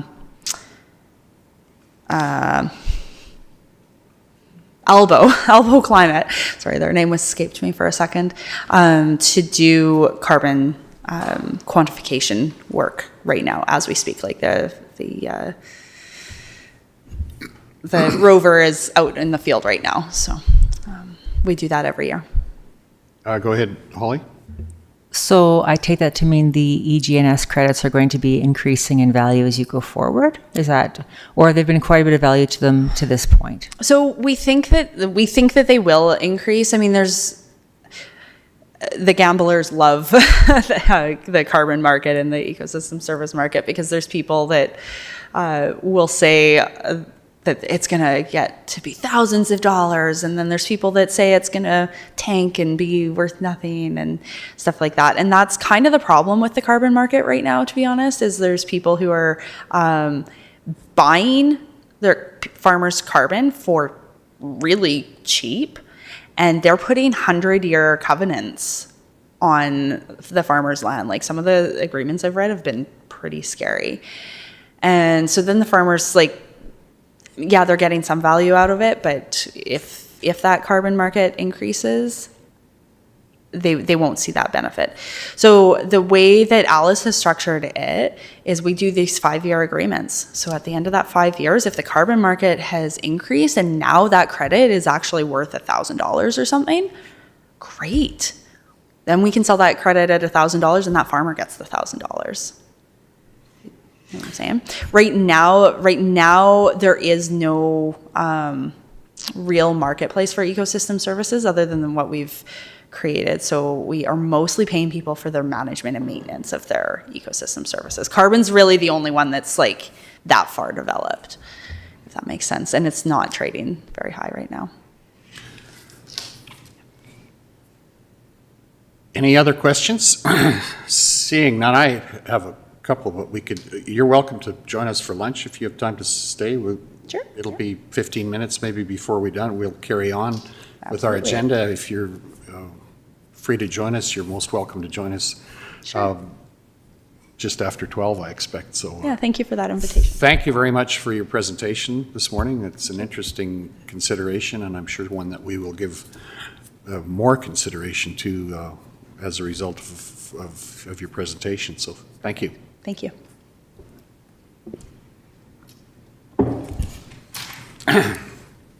Thank you very much. Let's move on with our agenda. Where are we at, Matt? We want to go back to 7.1 and get a decision on that review and then entertain that. Right, let's go back to, thanks, Matt. 7.1, we had a request for decision with regard to the review of the enforcement order. And if you, Matt, have you got a suggestion or comment for us? Yeah, I can take you there. So I think it's always a good experience when we get to peek into some of the daily operations and see how things affect our ratepayers on the ground. Certainly appreciate the Gibeau's concerns with the enforcement order that went out. Just for council's information, that is an enforcement order that was drafted by Brownlee. Internally, staff have committed to look at it, because I think when you put the first notice and compare it with the enforcement order, the first one is just organized a little bit neater. It's clearer what action you need to take, and so we're going to take a look at that internally. What our recommendation from administration is, and to the credit of the Gibeaus, they followed through with the order, cleaned up the property, removed the derelict building, mowed. The file's closed for our enforcement folks. We'd recommend option 1, council make a motion to confirm the enforcement order dated August 23rd, 2024. And as I had stated earlier to the Gibeaus, we will address the new information that they brought up with respect to the organic farming operation and see how we can accommodate that in the future. Thanks for that, Matt. Is someone prepared to make a motion with regard to this? Ellen, go ahead. I just have a question. Is there still not going to be a fire hazard next year when it's not being mowed? And like currently it is a fire hazard. I mean, it was a fire hazard, correct? Matt, go ahead. Yeah, I can't speak to the fire hazard issue and how it relates to unsightly property, but there could potentially be a fire hazard with long grass similar to other places in the county. That would be considered separately from the unsightly issue. Thanks, Matt. Holly, and then... Matt, you might not know the answer to this, but is there a fire risk portion in an enforcement order? Because that is something, does that exist? Or is it something we should look at? Because it's a valid point. And secondly, the location of the property, which looks like it's within city limits or town limits or close enough to it, there's a difference also in expectations too, which I think maybe clarification on that somehow. Okay, Matt, go ahead. Yeah, I don't have the answer to your first question, but between Mark and the team, we can look at that, if that does need to be a consideration. Thank you. Kelly, are you prepared to make a recommendation? I am. Yeah. I would like to take Matt's recommendation for go forward. Thank you. Option number 1, I believe it is. Thank you. We have a motion on the floor. I just want to say too that I appreciate your comments with regard to this, Matt, and also the two things: the communication with Gibeau's in the future. I think that's an excellent thing, and also your acknowledgement of if there's ways we can do this better, we're looking for those. I think that's really part of all of our mandate, and I appreciate that with regard to this initiative. So we have a motion on the floor. All in favor of the motion, please indicate. That's carried. Thank you. Thank you for that. Let's 7.2. Do you want to tackle or complete the BAPS consideration at this point?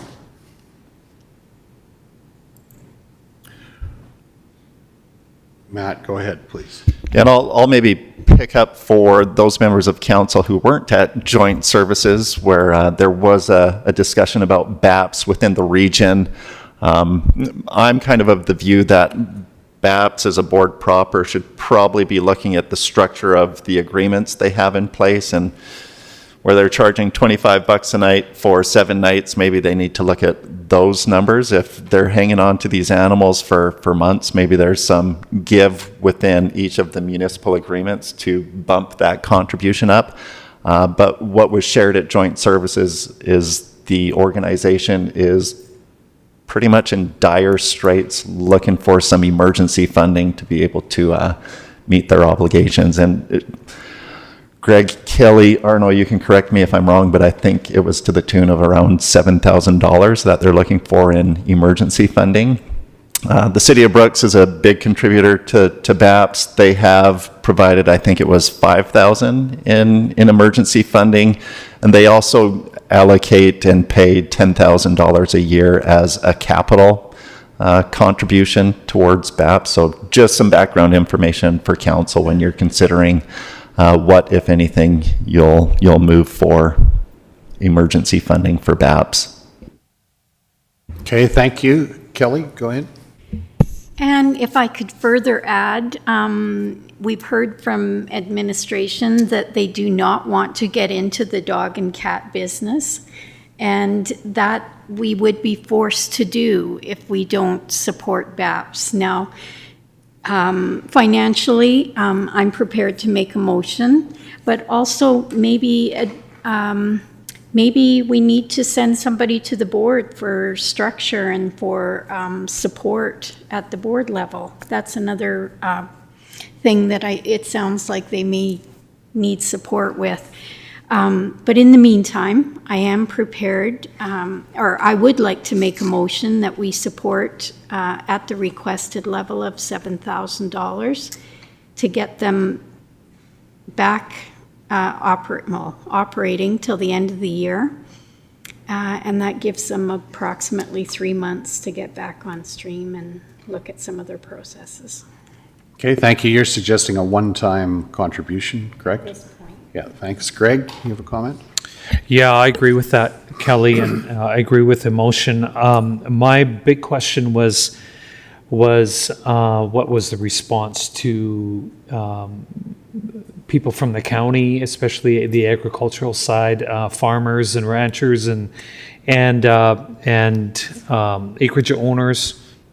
Will they be accepted to adopt pets and things like that? And my question was answered. I had a concern with that, but I'm definitely in support of making sure that this is crucial to our area to control these animals, and they do provide a very good service to the county and the city of Brooks and our hamlets. So I'm in support of the motion. Thank you. Any other comments? Or Holly, go ahead. I'm not opposed to the funding, and I will vote in favor of it. But I have heard, not just in regards to cats, that a lot of what BAPS would like to see in adoption is too onerous for people to adopt. They think it should be more relaxed. Again, I don't know enough about BAPS to speak to all the conditions and the costs, but maybe if someone is interested in going on that board, that could be reviewed as an option. Okay, thank you. Ready for the question? All in favor of the motion, please indicate. That's carried. Thank you.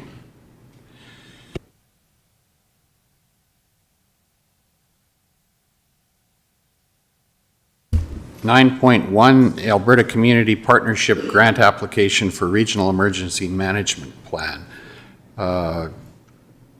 Lane, please. And I will suggest that following this item, we'll break for lunch as well. Go ahead.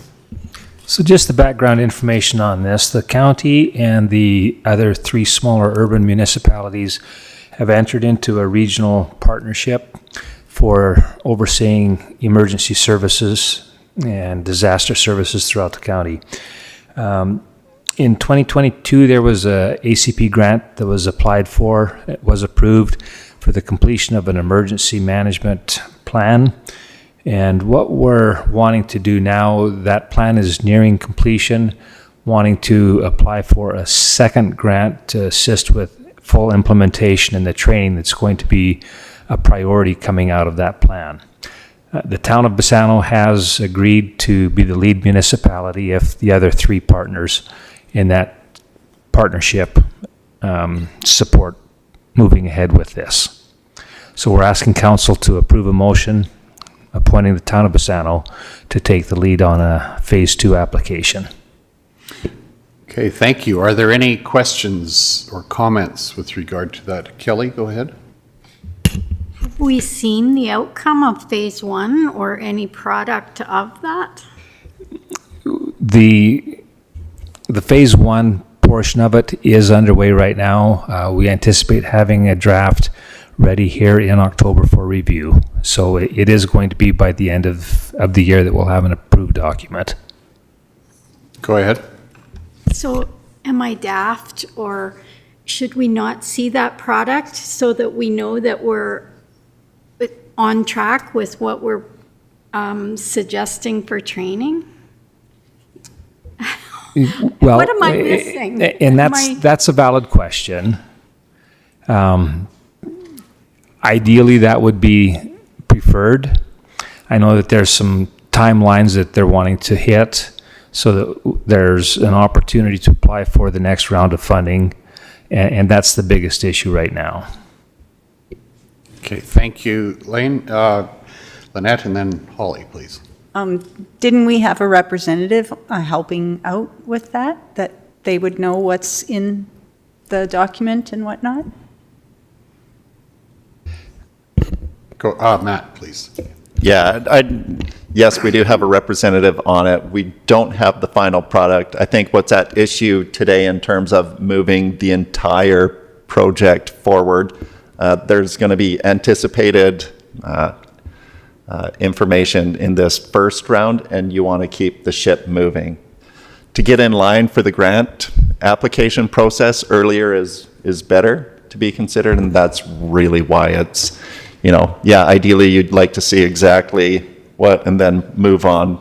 We're certain you're going to need the phase 2, and we just want to make sure we don't have to stall out for a year or finance it internally if the province is wild about funding this kind of work for us. Thank you. I think that's a good explanation. Makes sense. Holly, you got a question or comment? Well, yeah, it's been 2 years working on a plan, which is a pretty long time not to see anything, but I guess I trust, Matt, that you're feeling that it's going in the right direction and the staff is it's working well, and you're recommending that we go forward with this. Yep. Okay, thank you. Kelly. And so how much is the application for? This is a request that has just come in. Details have yet to be confirmed on the scope and how much. The main thing is getting a letter endorsing the application that is being prepared by the town of Bassano. Okay, thank you. Go ahead, Lynette, please. I'd make the motion to write the letter of endorsement. As per the recommendation. Thank you. All in favor of that motion, please indicate. Opposed? Okay, that is carried. Thank you. Thanks, Lane. It being a few minutes after 12 o'clock, I'm going to suggest we break for lunch. You're probably on your own there, Dan. Yeah, I can't send nothing up to me, I guess. I've got to get in class this afternoon, so I won't be coming back after lunch. Okay, thanks. But if you're going to be talking about agenda items for that for the meeting with the school board, I guess with that announcement that came out, talking about new schools and if there's a need, and if the county has any way of helping or whatnot in that. Thank you for that input. We will, so noted. We'll. Perfect. Okay, thanks, Dan. Thank you. Okay. All right. Okay. And also, he sent an email this morning for Sorry, Dan. Dan did send an email for in-camera, so if you want to check your emails over lunch. Yeah, and exactly. It doesn't need to be discussed, but if you read the email, it should answer it, and I can fill you in on any details I wasn't clear enough on after. Okay, thanks, Dan. Appreciate it. Thank you. We'll break for lunch and reconvene, when, 40 minutes? 45 minutes? Okay, thank you.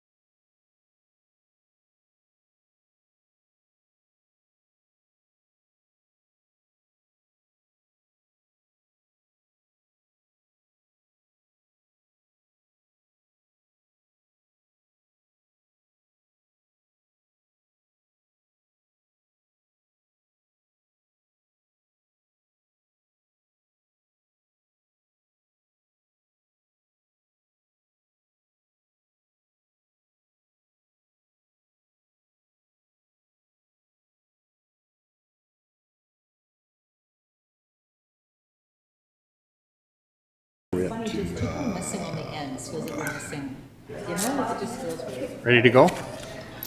Let's call this meeting back to order and move to item number 9.2. A motion for the acceptance of counselor payment sheets. Anyone corrections that need to be made? Holly? I'll move. So moved. All in favor, please indicate. That is carried. Committee reports have been complete. There's nothing to add there, is there? Missed 9.3. Functions of council. Thank you, Matt. Are there any functions of council that need to be noted, either past or future? Kelly, the Global Village? Go ahead. I would suggest the requested interviews by Global Village should be a function of council for those who are taking part. Okay. All in favor of that, please indicate. That's carried. Thank you. Anything else? Kelly? We did get a request, and it showed up. Let me just get it in front of me, please. WestJet roundtable discussion in Medicine Hat. WestJet. Yeah, they're in conversation with Southeast Alberta Chamber of Commerce, and they're requesting and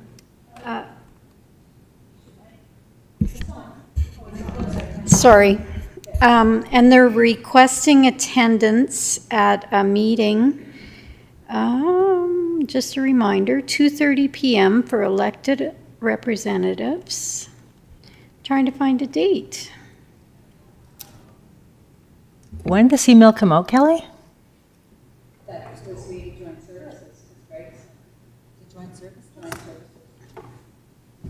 Was that through joint services?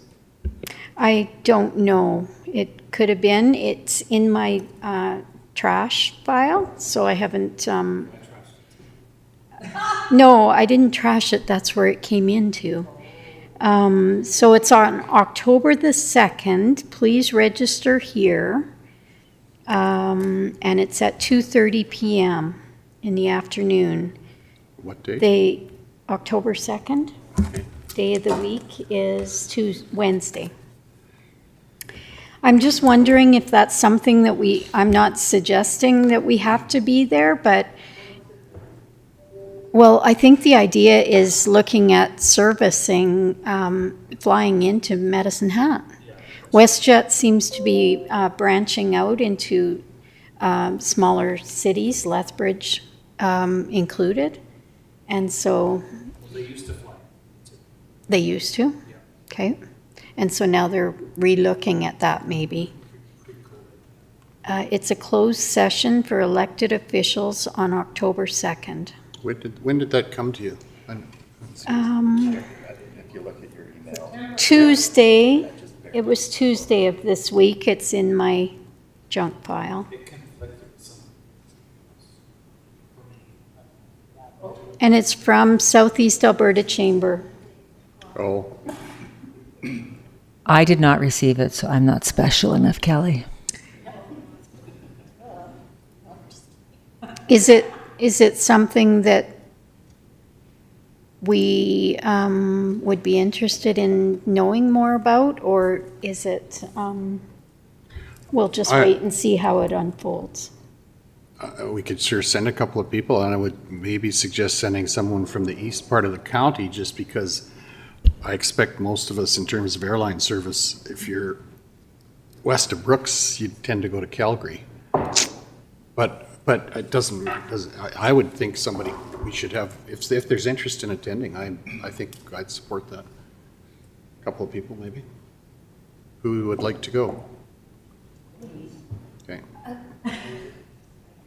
So I'd love to go, but I'm booked already that day. Okay. I'm just going to forward the email to all. I did, Kelly. Okay. Thank you. Are you available to go, Kelly? I would consider it if I happen to have time. I don't know that my day that day is open, but that doesn't mean it's going to be open come that day. But at this point, it's potential. I could make it potential. It is kind of PEP, yeah. So it's kind of a PEP thing too. Okay. Kelly and Holly, interested in going? Can do. Someone make a motion to that effect? I would accept it. Lynette, all in favor, please indicate. That's carried. Thank you. Pardon me. Oh, Greg, go ahead. Yeah, there's the SEWA invitation board meeting that Neil had talked about this morning on October 4th, Friday, October 4th, and it would be an online meeting here at the office or at the county. Okay. Go ahead. Do we know clarification on that? Like, if we're not here, we can't be online. I will be in Olds that day, but I would still love to hear what all goes on and be part of that. But if we can get a link. Yeah, why couldn't I forward the link? It's no problem. I mean, I'll give Sherry a heads up that we could have counselors Zooming in, and she would be the administrator of the Zoom meeting, but I would make arrangements for that to happen. Okay? I would certainly prefer that to save an hour of driving. That would be great. Do you have any idea, Kelly, how long the meeting might last? With this meeting, I would guess a minimum an hour and a half, because we're supposedly having presentations by 3 companies, so I'm thinking that they'll easily take up half an hour each. So. Okay, somebody make a motion that go ahead, Amanda. I'll make that motion. That anyone who's available, that this be a function of council. Attendance at this meeting, is that what you're saying? Yes. Or do we just want some representatives? What's the, you're suggesting anyone who can? Okay. Okay, all in favor, please indicate. That's carried, thank you. Anything else in terms of function of council? Seeing none, we can move to post-agenda items, the meeting with Grasslands Schools for October 10th.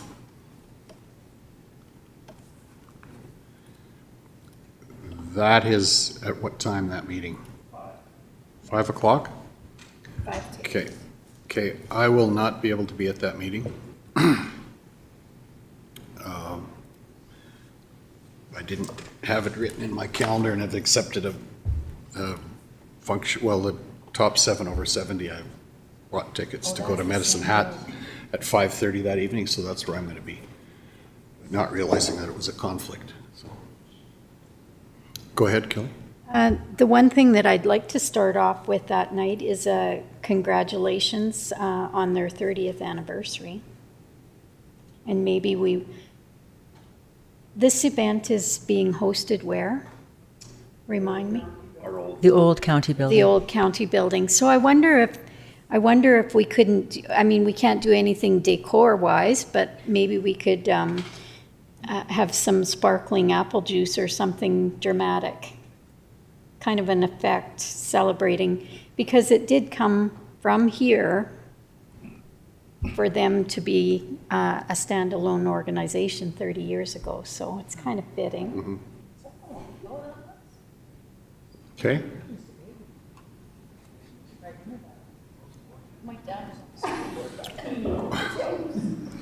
Anything else? Yeah, just looking. Go ahead, Matt. Yeah, really just looking for confirmation of number of attendees, and is there anything you'd like to see discussed on the agenda? We've made note of Councillor Short's new schools and the need in the region.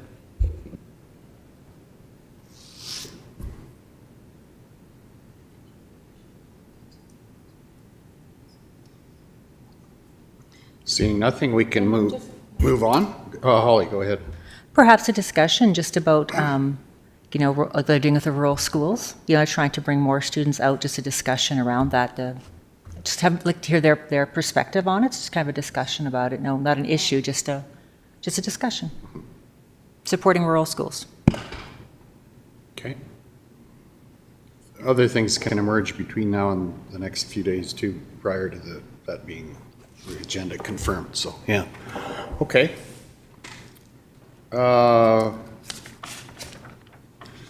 I think that brings us to the end of our agenda in case, other than in camera, unless there's any other questions about anything else that's in the agenda or comments? Holly, go ahead, please. I just thought the monthly Mountie memo was really good. You can share that back with him. I just really appreciated that. It's great. I really appreciate the attempted increase in communication. It's very positive. Just wanted to note that. Oh, that's good. Thank you. Then, second question period. All right. And as we discussed last meeting, we could have a second question period. Are there any questions in the electronic world for us this afternoon? Seeing none, we won't try to answer them. A motion to move in camera would be in order, if someone's prepared to make that. Amanda? I'll make that motion to go into camera. Thank you. All in favor, please indicate. That's carried. Thank you.